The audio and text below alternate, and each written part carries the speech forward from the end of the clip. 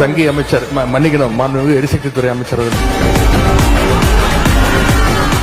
ஜோசியக்காரன் அப்படின்னு சொல்றது தவறுன்னு சொல்றீங்க. நீங்க ஜோசியக்காரன் அப்பாயின்மெண்ட் நீக்கி இருக்கீங்க. ஜோசியக்காரன் தப்பான வார்த்தை கிடையாது. சட்டமன்ற வரலாற்றிலே இதுதான் முதல் முறையாக எதிர்க்கட்சி உறுப்பினர்கள் பேசுவதை விட ஆளுங்கட்சி உறுப்பினர்கள், அமைச்சர் பெருமக்கள் பேசுவதையெல்லாம் அவை குறிப்பிலிருந்து நிறைய எடுத்திருக்கீங்க. அந்த வரலாறு நீங்க படிச்சிருக்கீங்க. இந்த அவை நிகழ்ச்சியெல்லாம் நீங்க லைவ்ல எல்லாமே போயிட்டு இருக்கு. கேள்விகள் நாங்கள் கேட்டால் நாங்களே ஆச்சரியப்படுற அளவுக்கு, அதிசயப்படுற அளவுக்கு பதில்களையும் கொடுக்குறாங்க. எங்களுக்கே சில நேரம் சட்டமன்றத்துக்கு வந்திருக்கோமா இல்ல சூப்பர் சிங்கர் நிகழ்ச்சிக்கு வந்திருக்கோமா சந்தேகப்படுற அளவுக்கு பாட்டு நிகழ்ச்சி எல்லாம் நடந்து கொண்டிருக்கிறது.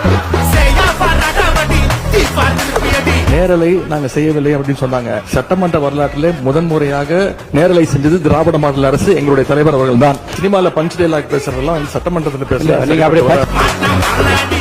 இந்த ஃபைல்ஸ் எல்லாம் சீக்கிரம் பிரிச்சு பாருங்க. ஏதாவது குற்றச்சாட்டு இருந்தா, அதில் ஆதாரம் இருந்தா, யாராக இருந்தாலும் அவர் மீது நடவடிக்கை எடுங்க. இந்த உருட்டல் மிரட்டலுக்கெல்லாம் திராவிட முன்னேற்ற கழக உறுப்பினர்கள் பயப்படுவதற்கான எங்களுக்கு தேவை கிடையாது.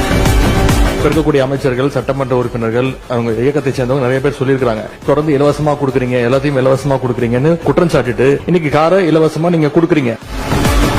ஏற்கனவே தமிழ்நாடு அரசு கடும் நிதி நெருக்கடியில் இருப்பதாக மாண்புமிகு முதலமைச்சர் அவர்களே கூறி வருவதால் திராவிட முன்னேற்ற கழகத்தைச் சேர்ந்த 59 சட்டமன்ற உறுப்பினர்கள் இவ்வாகனங்களை பெறுவதில்லை என்று முடிவெடுத்துள்ளோம்.